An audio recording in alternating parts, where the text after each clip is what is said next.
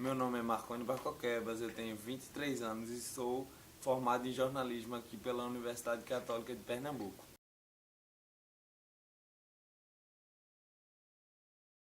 Quando eu cheguei para o meu pai e disse que ia fazer jornalismo, ele olhou para minha cara e disse: "Você tá louco? Você vai morrer de fome. Como é que você vai pagar seus tratamentos? Como é que você vai manter a sua fisioterapia?" E no terceiro ano, quando era realmente de fato que eu precisava decidir o que é que eu ia fazer, a minha vontade e meu sonho prevaleceu e eu resolvi fazer jornalismo contra tudo e contra todos. Eu sempre cheguei no jornalismo uma ferramenta de mudança social. É, até tem um filme que fala que a imprensa é o quarto poder. Então, eu sempre achei muito interessante essa forma que a imprensa tem ou de levantar a imagem de alguém ou de derrubar a imagem de alguém. Realmente um poder muito grande que a imprensa tem diante da grande massa principalmente. E pensava, caramba, eu posso impactar a vida das pessoas através do jornalismo, através do papel social do jornalismo e eu posso mostrar que eu sou capaz e que as pessoas com deficiência são capazes. Então, sempre, desde mais novo, até mesmo antes de entrar no curso, era uma vontade de mostrar que eu existo, de mostrar que as pessoas com deficiência existem e que elas têm espaço, elas têm direitos, elas têm vontades e tem que lutar por esse espaço mesmo, porque se não lutar ninguém abre não pra você.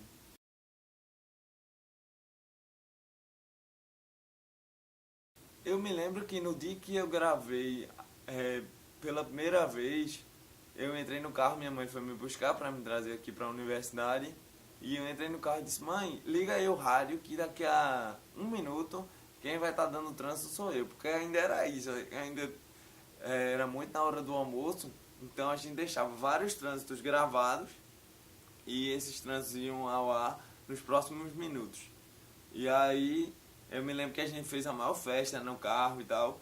E logo na semana seguinte, assim, depois de alguns dias gravando, o diretor chegou para o coordenador, reclamou, e o coordenador chegou para mim e disse que a partir daquele dia eu não ia mais poder entrar no ar com a minha voz. A minha maior tristeza na hora não foi nem pelo fato de não poder gravar, porque eu gostava de desempenhar as outras atividades lá, então eu já fazia bastante coisa, então isso não me afetou tanto. O que me afetou mais foi justamente porque eu já tinha dito pra minha mãe, então foi muito difícil é, dizer pra ela: "Ó, mãe, não adianta mais ligar em determinado horário porque não sou eu mais que vou falar." Então isso realmente me abalou de emocionalmente, assim, mas depois eu segui em frente. Só que depois eu fiquei me perguntando, a gente vê hoje em dia o próprio Geraldo Freire, que é um dos maiores ícones aqui do rádio, ele não tem um padrão de voz que seria considerado, digamos assim, o ideal, e muito menos assim a forma de falar não segue nenhum tipo de padrão. Ele é muito verdadeiro, ele é muito sincero, e aí ele fala do jeito que ele quer mesmo, ele tem abertura para isso, até por toda a bagagem que ele tem. E depois eu fiquei pensando, caramba, por que será que a minha voz afetou tanto assim? Ou se era realmente algum outro tipo de questão que existia internamente na rádio? Eu nunca tive essa resposta, mas é um questionamento que eu me faço até hoje.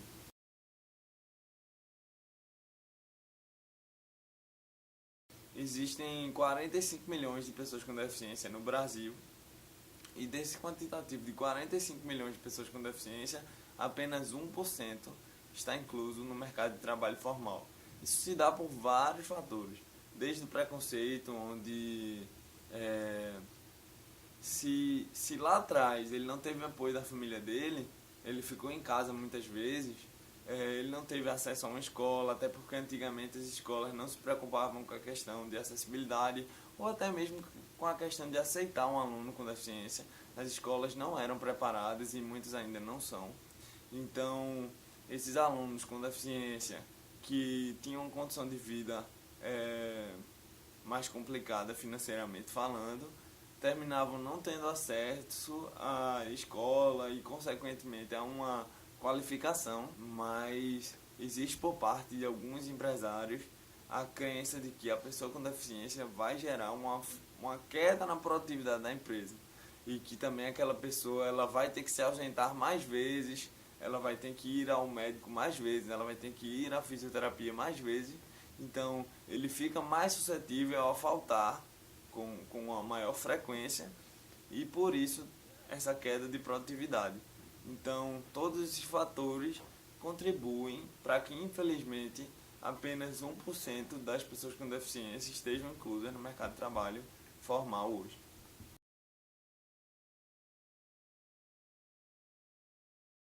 O Eficiente surgiu desse desejo que eu tinha desde jovem de fazer um projeto voltado para esse público. E aí, como era um projeto de conclusão de curso, a gente tinha que escolher um nicho onde ele fosse focar mais, primeiramente. E aí, a gente escolheu, eu e Larissa, que foi a minha parceira de projeto, escolhemos abordar a inclusão da pessoa com deficiência no mercado de trabalho. E aí a gente conversou com 8 personagens, onde eles contaram as suas histórias de vida, onde eles puderam falar um pouco da sua relação com o mercado de trabalho, contar as experiências positivas, as experiências negativas. Depois a gente conversou com empresários e donos de empresas daqui do Recife, para que eles pudessem dizer como é feita essa contratação. Ela é feita realmente levando em conta a qualificação desse funcionário ou é feita exclusivamente para preencher uma cota?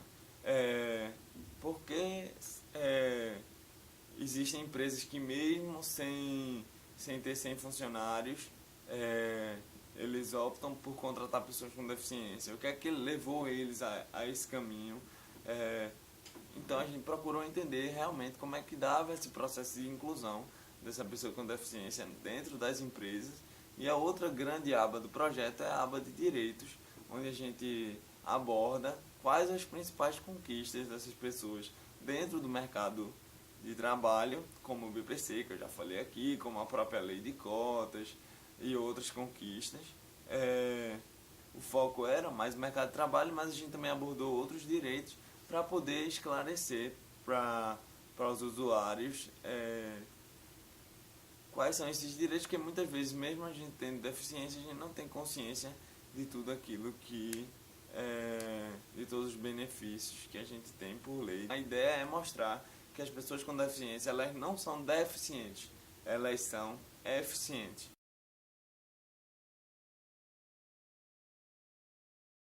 Praticamente 1 a cada 4 brasileiros tem algum tipo de deficiência. E um ponto que o Eficiente tenta também desmistificar e conscientizar é que você não espere conhecer alguém com deficiência ou você não espere ser pessoa com deficiência, porque as pessoas não pensam nisso. Assim. Você pode não ter uma deficiência hoje e por algum acaso da vida você pegar uma doença ou você sofrer um acidente e em decorrência disso você ter alguma deficiência. Então que você não espere ser deficiente ou você não espere conhecer alguém com deficiência para se conscientizar e respeitar essa parcela da população que já foi tão marginalizada.